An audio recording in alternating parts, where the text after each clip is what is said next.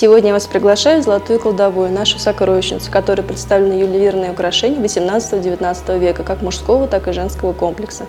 Посмотрите, перед вами украшения периода Волжской Булгарии. Обратите внимание, какие они интересные. Перед вами гривны, браслеты, а также уникальные височные кольца.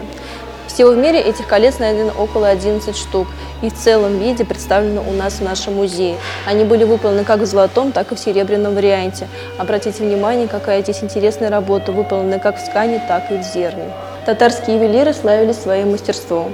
Они владели различными техниками, как гравировкой, литьем, чеканкой, также тканью и зернем. Перед нами вначале представлен комплекс шейно-нагрудного украшения, который выполнен в ткани в технике зерня. Обратите внимание, какая она ажурная и как детально проработаны различные комплексы. Перед нами женское нагрудное украшение хасите, которое выполнено не только в ювелирном плане, но также и использована ткань.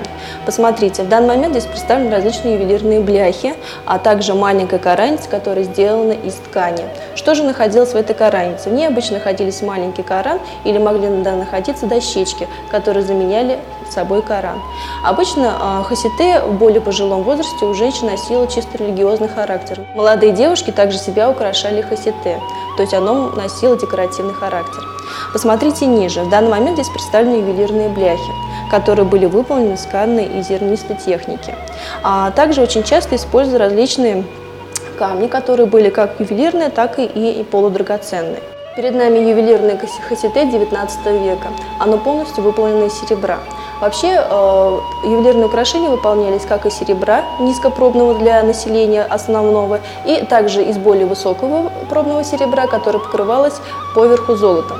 А перед нами хасите, которое выполнено из металла, и в нижней части на него приделаны различные ювелирные бляхи. Вообще татарами очень любим камень бирюза. Все это идет испокон веков из тенгрианства, то есть из полуязычества, когда голубой камень бирюза ознаменовал собой небо.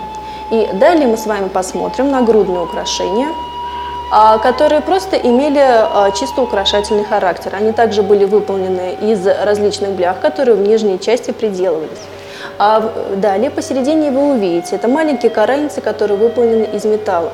У женщин они были более нарядные и более красивые. Перед нами представлены мужские караницы. Если вы обратили внимание, то женские они были более ажурные, а в мужском варианте они выполнены в более простом плане. То есть, посмотрите, во-первых, они в более простой форме, квадратной или треугольной, а во-вторых, они выполнены в стиле чеканки, либо литья. Посмотрите, но также мужские караницы очень часто украшались и различными камнями, что не очень часто встречается у женщин. Посмотрите в нижней части, перед вами показаны мужские перстни. Обратите внимание, что в татарских ювелирных украшениях никогда не встречается каких-либо заморфных изображений. С чем же это связано? Это связано с религией.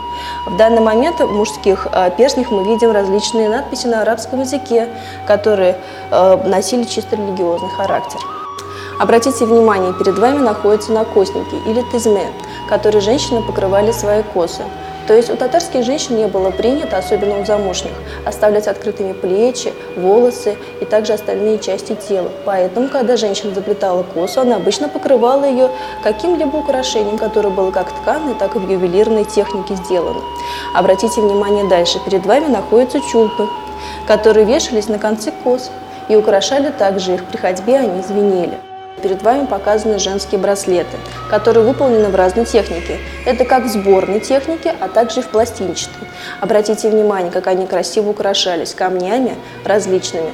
Также можно обратить внимание, что не только в сборной технике украшались женские браслеты, но также и в пластинчатой. Также посмотрите чуть выше. Правее перед вами показаны серьги, которые татарские женщины очень любили. Обычно они были крупными достаточно, чтобы их было видно издалека. Посмотрите, перед вами представлены застежки нагрудные, которые называются якашил-бары. Эти застежки делались в различной технике, то есть обратите внимание, они выполнены были как в женском варианте, так и в мужском. Якашил-бары имели не только практическое значение, но и использовались также как украшение. В данный момент мы с вами видим маленький сундучок, в котором показаны различные браслеты, застежки и также серьги. А перед вами мужской костюмный комплекс. Обратите внимание, какой нарядный и красивый. Но в обыденной жизни мужчины обычно так не одевались. Это свадебный костюм. Посмотрите, какой длиннополый халат, Внутри была нательная рубаха, которая была достаточно широкой и бывала обычно до колен. У татар, как у мужчин, так и у женщин использовали штаны, так называемым широким шагом. С чем же это было связано? Именно с их прошлым, потому что раньше они были именно степным народом, то есть можно так сказать, и поэтому очень часто для того, чтобы можно было спокойно передвигаться на лошадях, у них штаны были с широким шагом. То есть не как у нас в обыденной жизни, они спускаются сразу вниз, а вот с таким широким шагом. Посмотрите, перед вами женский костюмный комплекс. Обратите внимание, какой у него красивый колфак. Этот колфак был более раннего периода. В более позднем плане они становятся меньше и чисто носят декоративный характер. Посмотрите, в чем же заключался наряд женщины. Это была обычно длиннополая рубаха или кульмек, которая доходила обычно до конца пят. А что же одевалось поверх? Поверх одевался камзол и также различные нательные украшения. Тут перед нами показаны яка-чалбары или нагрудная застежка.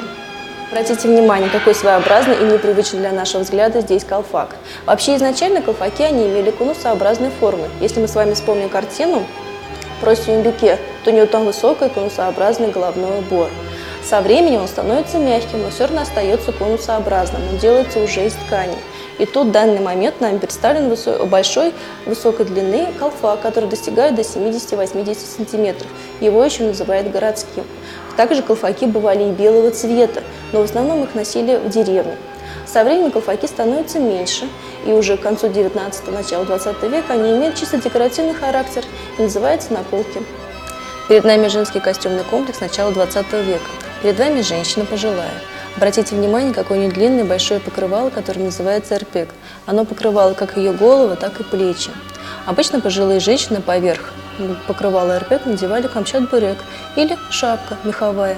Также посмотрите, какой у нее длинный камзол. Обычно у пожилых женщин был более удлиненный, чем у молодых. Также посмотрите на платье. Уже в более позднее время, то есть конец 19-го, начало 20 века, платья в основном изготовлялись из ситца, то есть фабричной ткани. Детская одежда повторяла, практически копировала одежду взрослых. Посмотрите, поверх платья девочки одета нагрудник, изюм. Нагрудники бывали как нижние, так и верхние. Нижний нагрудник у крякще закрывал грудной разрез.